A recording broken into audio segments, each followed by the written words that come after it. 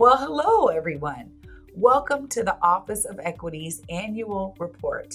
I'm Trey Anna, or Trey Holiday, the office's communications director, and I'm happy I get to narrate and guide you through our work over the last year. We wanted to share this report in a way that personalizes it, so you get to see some of the great people from our office. You get to feel our passion for this work through our voice, inflection, tone, and facial expressions. Not to mention our own personal style, which is another part of how we experience one another, right? Oh, whoa, that was fun. Now I have the pleasure of sending it over to our director, Megan Matthews.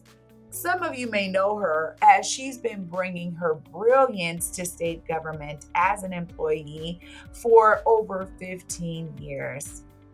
Megan, tell them more about our work. Thanks, Trey. Hi, I'm Megan Matthews, and as Trey said, I've been working for Washington State government for quite some time now. Over the years, I have learned a lot about the ways we do business, and I'm grateful I now get to serve as the director of this office. Our office was created to serve all Washingtonians, with transformational change as our guiding light, removing barriers so people can experience autonomy, choice over their lives. As we close the fiscal year in June 2023, we shifted to building our internal capacity and laying a strong internal foundation. We prioritize hiring more employees and establishing our budget strategy. Our goal is to be as impactful as possible with the funds, positions, and resources we have. I am thankful for the support our office continues to receive. Colleagues around the state have helped us build position descriptions, recruit excellent candidates, host interview panels, tackle onboarding, share institutional knowledge, and support us through change. Because of you, I feel quite certain we can meet our mandate and advance systems change to achieve equity and justice for every single person in Washington. Our dedicated and passionate team continues to work for Washingtonians. While we still have much work to do, we are ready to deepen this vision and further this life-changing work. How was that, Trey? That was perfect, Megan. Thanks for laying the foundation for everyone. In addition to Megan's gratitude, our entire staff would like to say thank you to everyone who has helped us on this journey. Establishing an ecosystem of pro-equity and anti-racism takes all of us.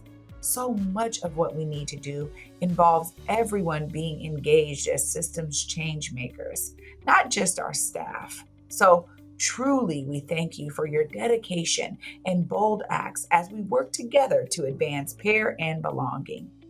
Here are some of the ways we were able to do just that.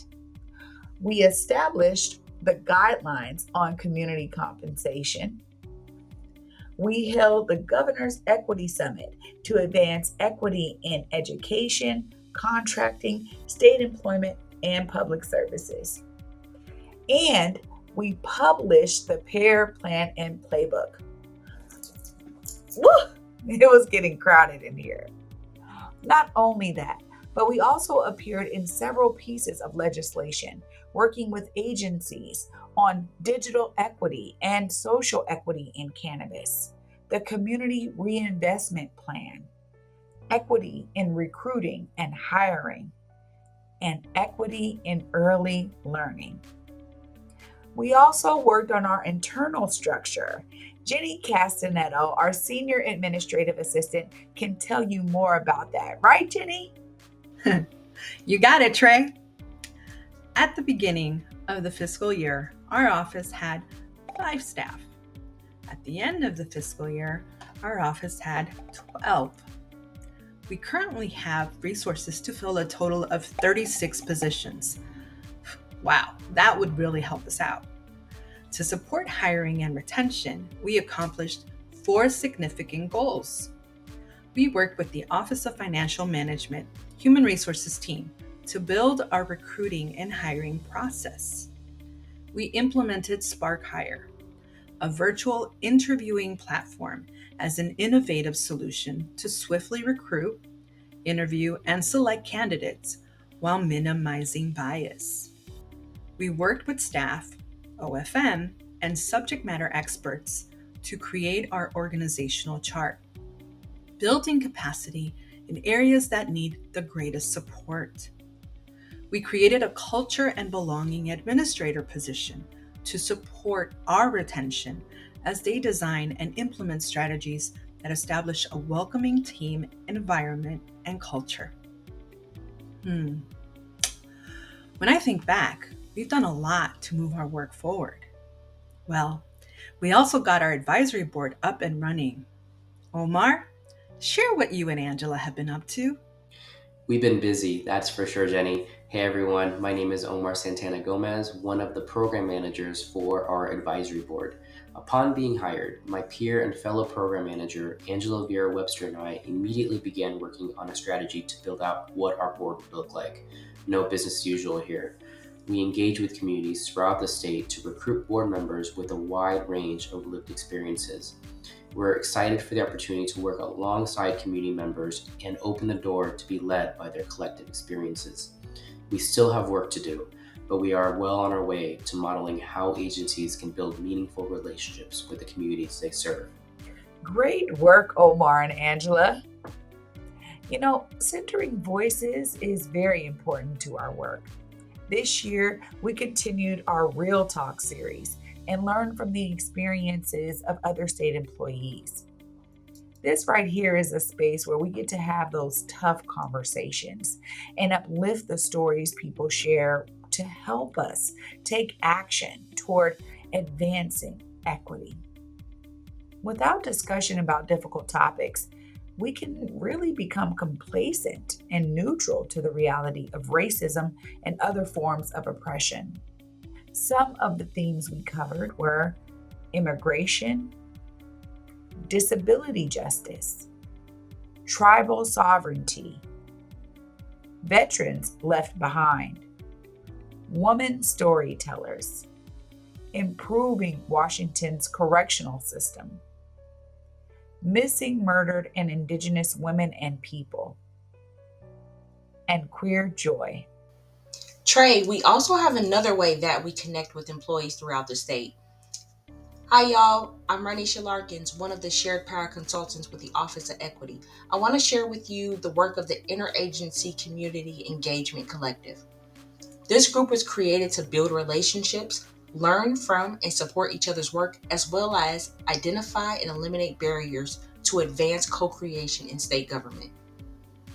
We formed from other groups that were already meeting across agencies, and together we are working to implement effective and human-centered community engagement and partnership strategies. Very cool, Ranisha. In addition to engaging with other agencies, we've also helped move the needle financially.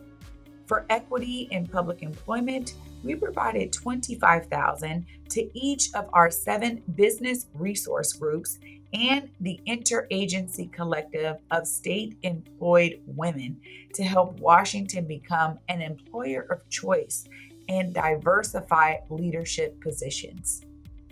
For equity in leadership, we provided $250,000 to the Department of Enterprise Services for their new Leading Organizations program, which helps fund small agencies for leadership development training. Kate, tell us more about our assistance with data. You're right, Trey. We did contribute to data equity. Hi, I'm Caitlin McNabb, the Director of Innovation and Performance. This past year, we provided $170,000 to WATEC to create current land coverage data.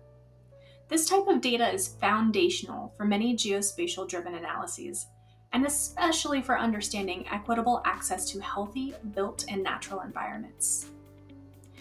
In partnership with the Department of Ecology, Department of Commerce, and WATEC, We are supporting agencies across the enterprise in their important work through the acquisition of this data.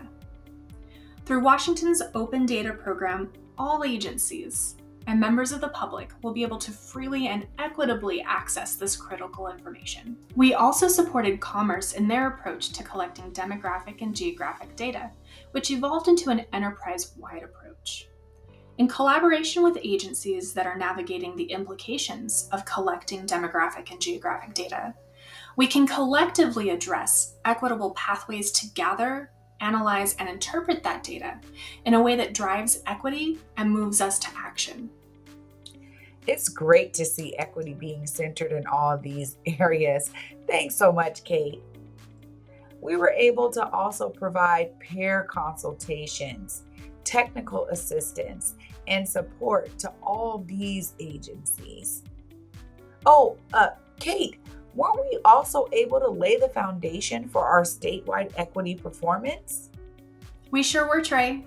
This year we got data from agencies on the establishment of their pair teams.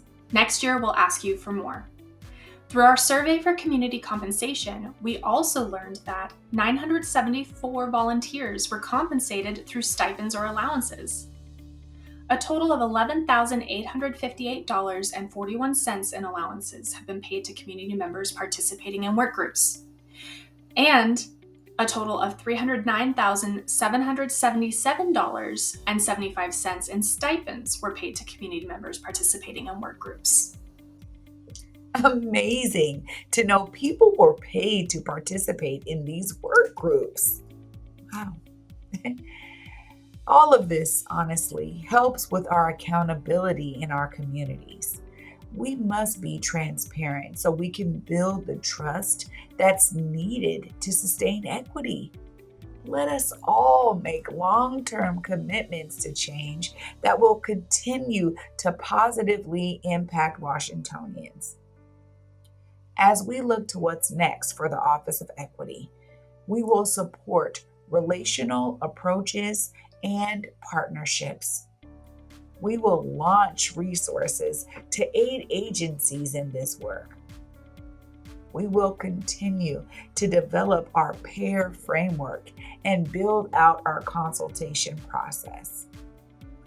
We will release our Equity Hub and performance dashboards so data can help drive change. And we will pursue equity in all we do. Thanks so much for watching.